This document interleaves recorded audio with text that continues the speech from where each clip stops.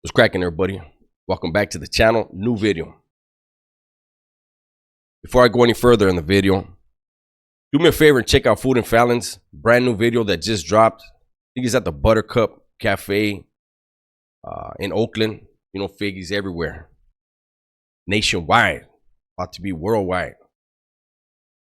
Also, do me a favor and check out the OG, Big Rev from Black P Stones.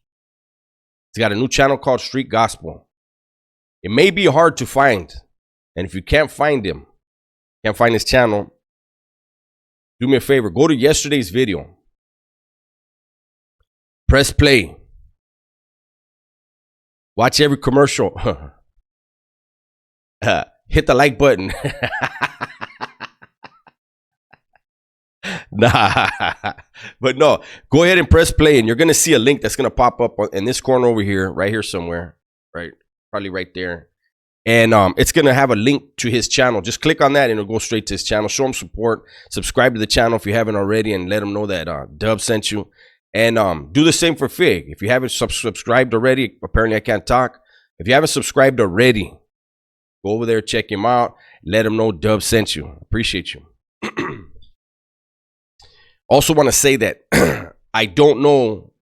Hopefully right now the audio is in sync. Every time I record a video, I always do a trial, do a test, 30 seconds or so. Record it, watch it back, make sure it's synced up. If it's not, I reboot the system. I reboot my OBS studios. Did that yesterday and then I recorded and this is what you saw. Crazy. But I appreciate the ones that watched it and said, you know what, we don't care about if it's synced up or not. All we care about is the message. And that's what's important, right? Hopefully. Today's video. I started going to jail at 13. Doing jail time in juvenile hall and camp and stuff in Santa Barbara. I was around mainly Mexicans, some whites, and a few blacks. Didn't do time with Crips and Bloods. With the exception of a few, I think they were Crips from Lompoc. We'll get to that in a second. Let me start with this. Santa Barbara has an old clique. It's not a hood. It's an old clique. It's a black clique, and it's called Eastside Rollin'. And those dudes were all dope dealers. Might have been some pimps in there. I don't know, but I know they were dope dealers. They weren't Crips, they weren't Bloods. And we never had Crips. We never had, almost forgot. And somebody said, I need to let off 2 of those. I don't know, I'm scaring people already with 1, but there's your 2. But what I wanted to say is, we never ever had Crips in Santa Barbara or Bloods until the movie Colors came out.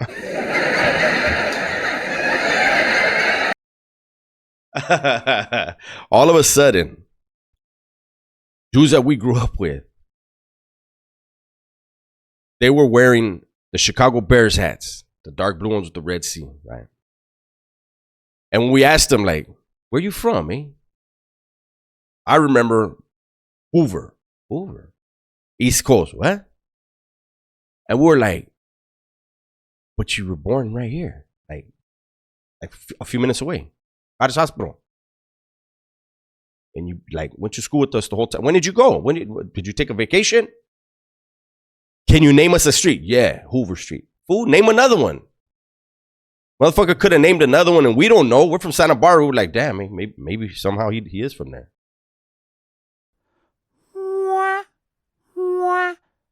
No, sir. No, sir. But there were Crips and Bloods in Lompoc. Funny story.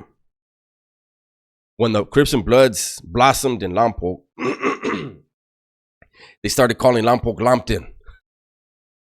Hold on. Hey, shout out to everybody up there, man, that's still saying they're from Lompton, but rep your city, man. Don't try to make it something else. Right? And I remember at one point there was a hood in Lompoc. I think they were all Bloods, and then next day they were all Crips. And I wondered when I heard about that. I was in juvenile hall with a couple of them, and I was like, How did they vote on that?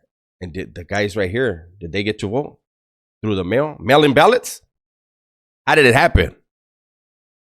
But anyways, so when I went to the California Youth Authority, it was an eye-opener. I was now around Crips and Bloods. Like I said, I'd never been around them before. I had to be careful with my vernacular. Certain verbiage, certain words, ways that we would talk that in Santa Barbara, like, we had a certain way of saying, like, when you kiss the chick, I busted whatever with her. That was going to disrespect the Bloods. So I had to learn this fast, right? But the story is not about finally coming in contact with Crips and Bloods. Because there was another group of people that, being in Santa Barbara, I never been around, didn't do time with, didn't know. And that was Central and South Americans. I hit YA and I met them.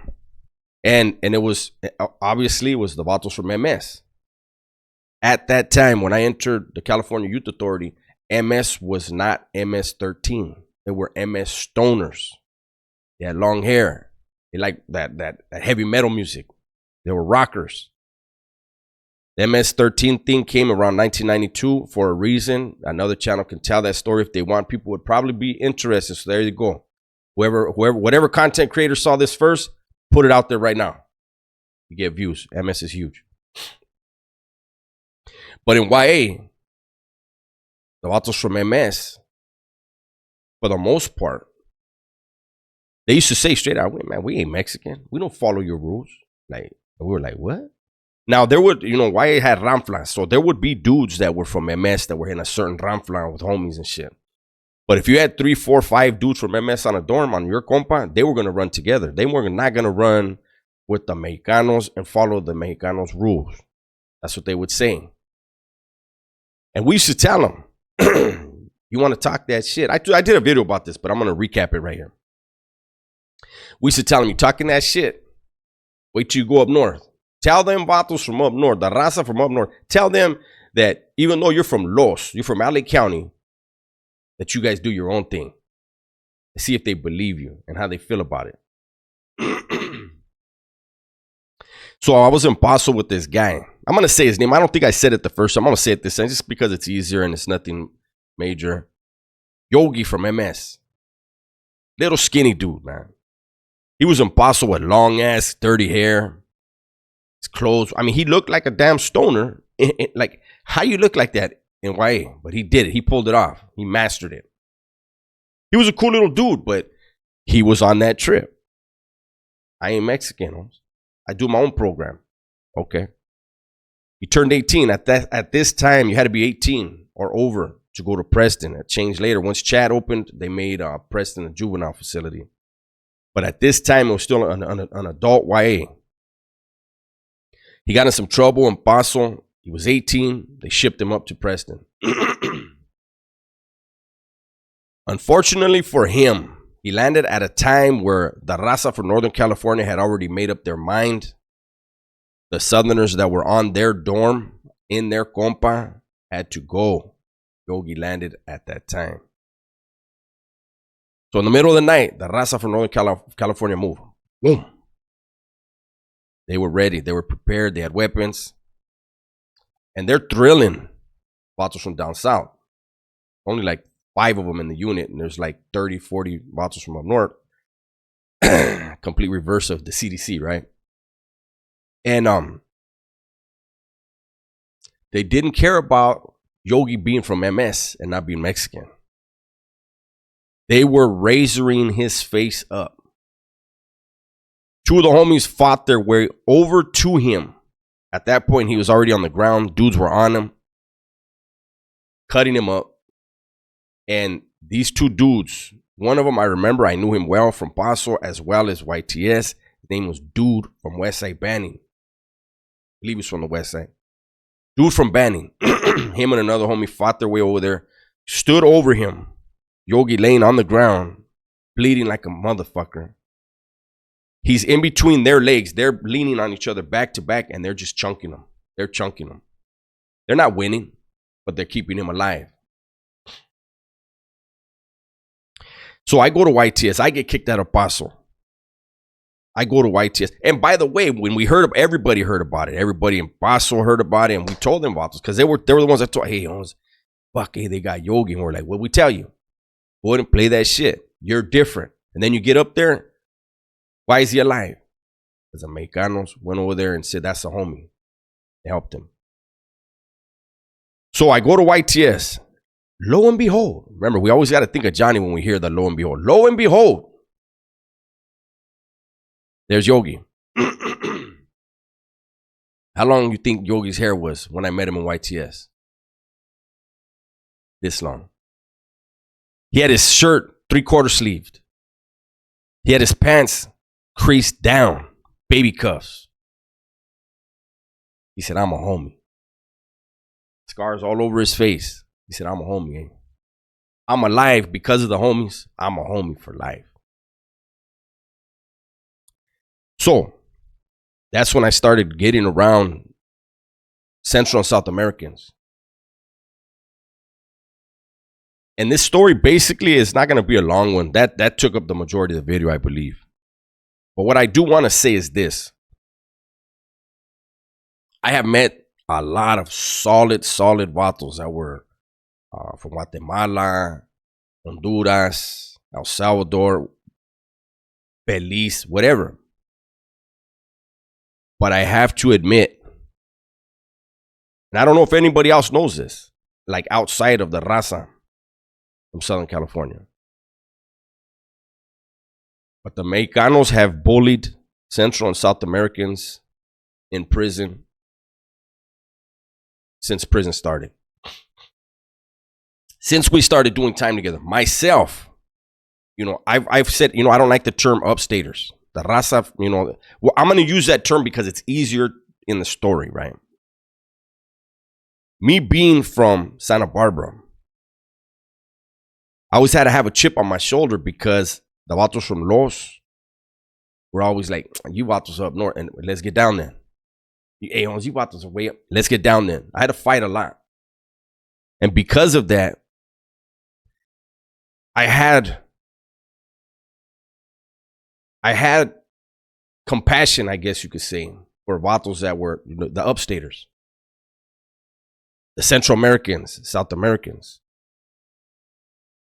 Because I was a skinny little dude and had to fight everybody.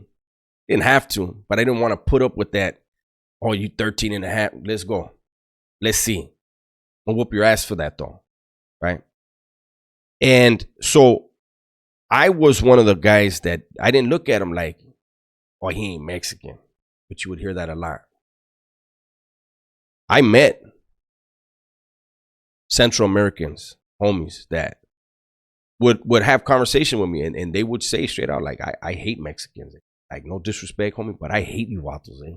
Like, I'm under the same thing as you vatos, but the way you vatos think you vatos think you're crazy, and I had that conversation on more than one occasion. And they were being open with me because they knew I didn't have animosity towards them. And I understood their animosity. I think that's one of the reasons why a gang like MS got so damn big, so damn fast. It's because Mexicanos forced them to have to group up, link up, and made a damn super gang, right? At the end of the day, you got a few super gangs. 18 is the biggest. In my opinion, they're still the biggest, but MS is right there, man. And they're vicious. And it kind of explains it, right? It's not just, the way things are over there. It's them being treated differently. They had that chip on their shoulder like I did. I don't know that I've been out of prison 6 years. I don't know that it's still the same because there's so many of them now in the system, on the streets. And one thing you can never take away from any of them is they got fucking heart. Crazy as hell. And another thing that needs to be pointed out is once we start studying our history, we understand we are all linked through our indigenous blood.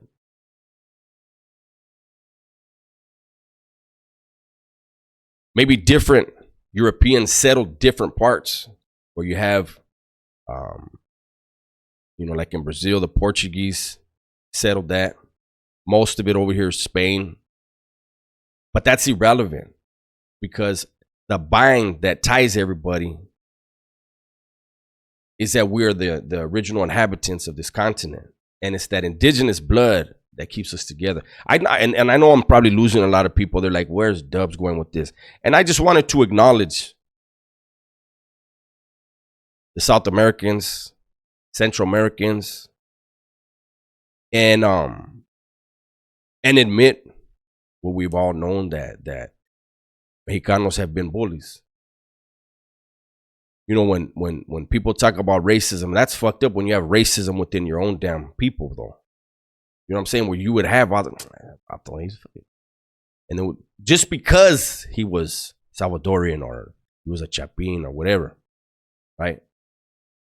And like I said, hey, I had good camaradas that were Salvadorian or Guatemalan or whatever, because I looked at people, I based shit off of our own personal interactions, like-mindedness, shit like that. But anyways, this video was more than long enough. Hopefully you guys enjoyed it. If you did, do me a favor, hit the like button. We got to get 1,500 likes on this one. Share the video. Subscribe to the channel if you're not already subscribed. I really appreciate you guys. Everybody, please be safe, be smart, and tell the ones you love that you love them. I'm out.